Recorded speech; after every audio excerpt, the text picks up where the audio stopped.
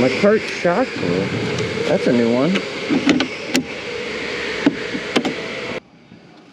I started karting in real life in August while I was traveling the continent of 48, and I fell in love with it along the way.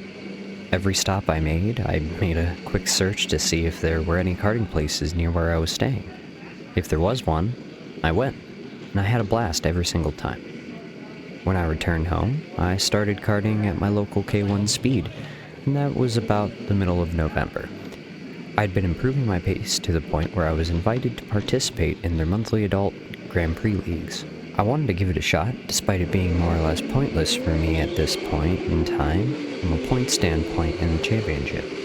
See, the Adult GP at K1 Speed is an interesting event that happens on the first Sunday of every month throughout the year, meaning there are 12 events throughout the year.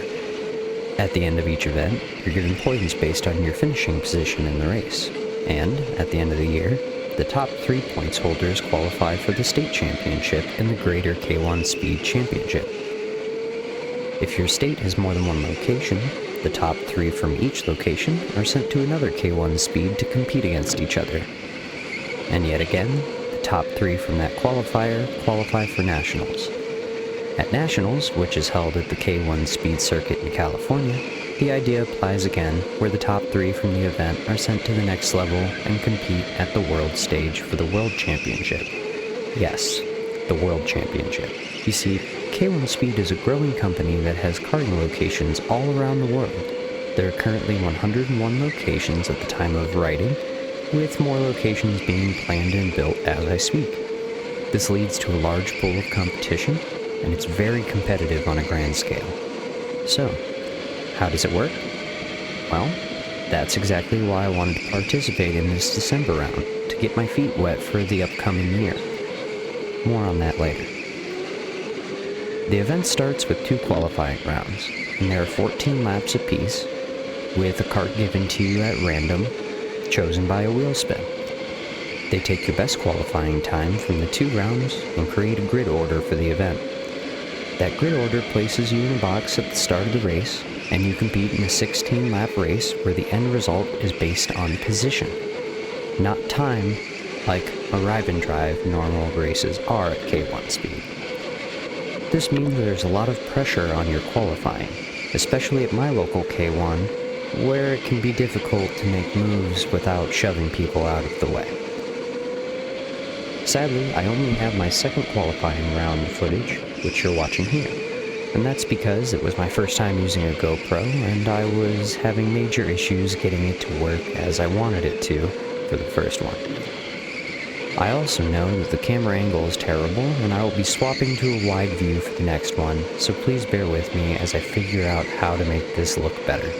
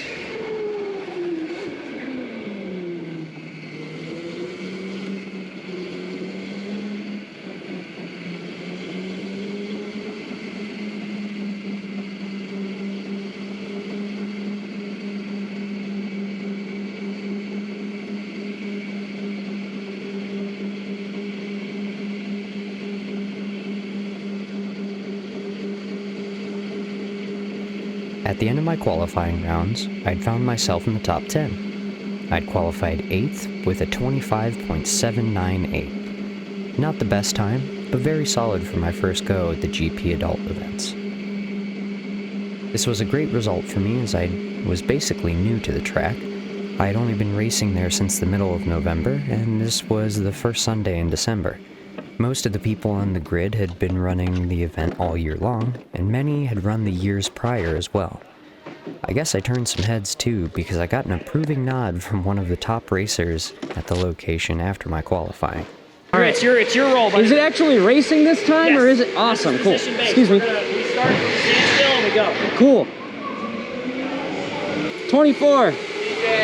Thank you. Yeah. So what? So you didn't really get a job briefing. Or a Yeah, race no, briefing, no. did you? No. All right. So what's gonna happen is you're gonna get in your cart. You're gonna go out on track, do one lap. Come here. Stop in the boxes? Yeah. You see the position markers? Yep. So like get behind Rachel and then just stop in the box behind her. Somebody will walk up and make sure you're in the box. Okay. And then go on green. The big lights are here. See them? Okay, yep, See the lights on the walls? Go on green. I can do that. And like I said, just keep her with, just stay with her. All right, we'll do. Thank you, man. If you pass her your first time, like I'll just come out and give you a big hug. You won. You won. Thanks. Hey, are they numbered or? Yeah, it goes by cart number. The number well, no, they're not numbered, but like this is number 1, Right, 2, 1, 3, 2, 3, goes back 4, that way. 5, 6. Yeah, so come out of the pit, All do right, a so I'm lap. back there somewhere on the Do right. a lap, get to, that's turn 6, like right where 36 is. Mm-hmm. And just kind of stay there. Slow like I said, down and wait for her. Follow behind in supersonic. Cool, sounds good. Thank you. You got it, buddy. Anyways, the race starts from a standing start, which again differs from how the races are from the normal arrive and drive at K1 speed. Those races are normally rolling. I got a bit of help from my fellow racer behind me, and I couldn't be more thankful for the help from my fellow racers while I was trying to figure out the ropes. I'm the new guy here, and I didn't want to cause issues as I figured out what I needed to do for the procedures of the race.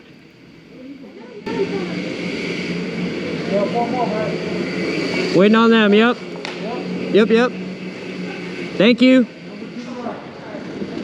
Oh, okay. Thank you, that's a huge tip. As the lights went green, we started the race.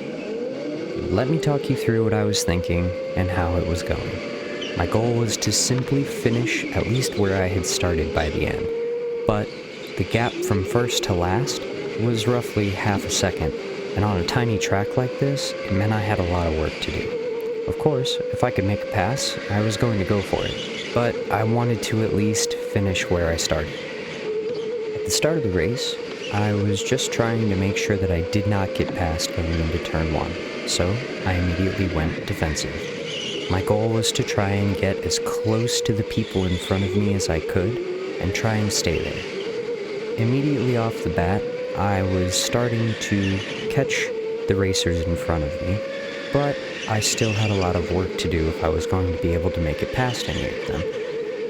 I could see that some of my lines weren't quite as put together as theirs, and that just comes with experience, I think. A lot of these people have 2 to 3 years, if not more, under their belt at this very track, and that makes it kind of difficult. Eventually, I had worked my way up right on the rear bumper of the racer in front of me, and I was looking to keep that pressure so that I could potentially make a pass somewhere. I was trying to keep pressure. I didn't want to bump them to make an illegal pass, and unfortunately, I had to brake as I was constantly a little too close. I think next time I will leave a bit more room just to make sure that I can capitalize on anyone else's mistakes. Now, this track is extremely tight and it makes passing difficult. You really only have a couple passing opportunities that you can really go for unless someone makes a major mistake. Your passing opportunities are the sharp right-hander into turn 1, the sharp right-hander towards the back half of the track, which is turn 5, and if you are good with your positioning, you can make passes on 6 and 7 if you do it right. It's difficult to do though. I found myself getting closer and closer and closer to the driver in front of me, and I felt that she was going more and more defensive with each lap. So I was going to try and make a move so that I could then try and catch the people who were starting to pull away from us. Unfortunately, around this time, I started to realize that I was just too close. I kept bumping into her cart, and I kept losing time. And from that point on, things started to kind of change. At the start, she had been more uncomfortable with the grip of her cart than I was, and I was more comfortable with where I was sitting. But as I couldn't make moves happen, it started to change. You could see she's getting more comfortable. She's starting to keep that gap instead of me getting closer and closer. It's now turning into her pulling away from me.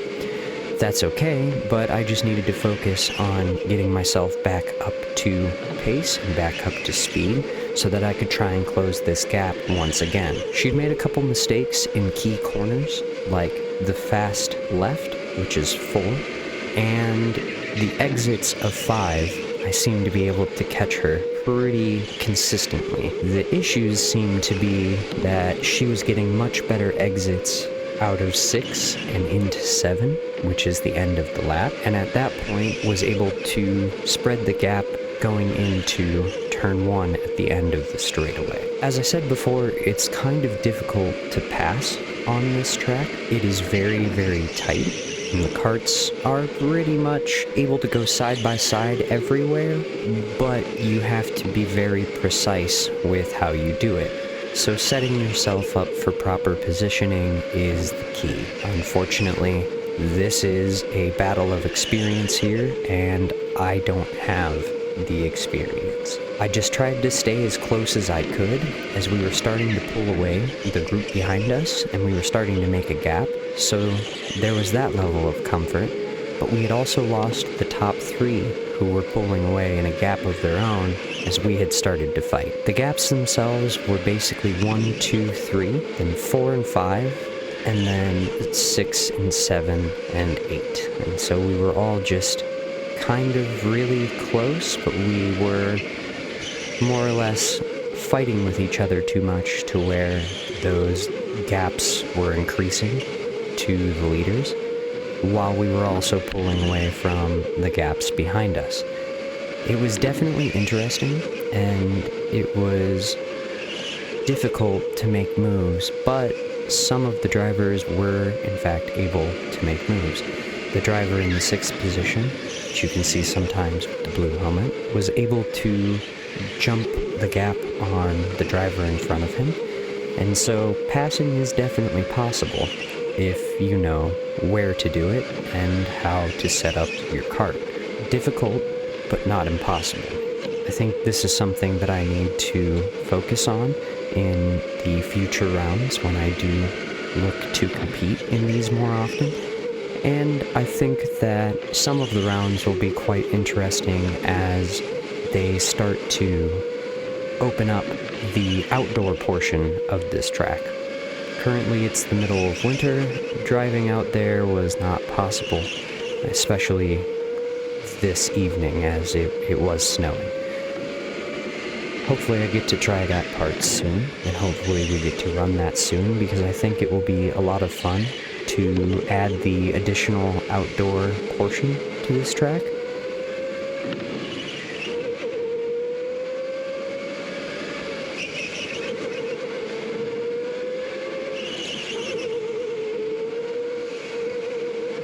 But as we come around, there was the white flag. This is the final lap, and it more or less will finish exactly how it started. I was unable to make the move happen in the time that I needed to, but it was still a very, very good race, and I stayed very close to people who had quite a bit more experience than I did, and I will take that for what it is. At the end of the race, I had completed my goal. I finished where I started. I finished in 8th place, and my best time was a 25.814. Probably could have made a few more opportunities to pass, but I didn't want to shove people out of the way to make it happen. I need to get more aggressive with finding opportunities, but I can say I was very happy with my performance in general, especially against a group of people who've been doing this way longer than I had.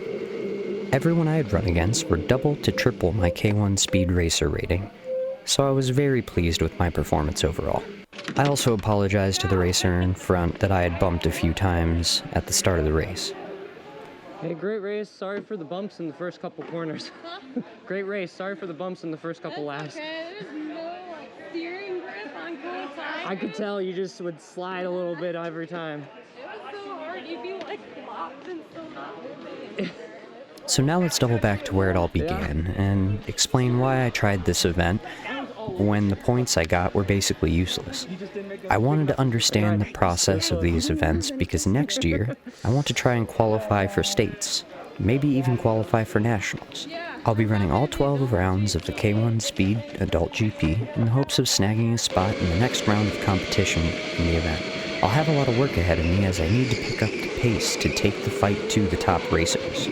At the time I did this race, I was about 0.4 off the times I would like to be at for my qualifying.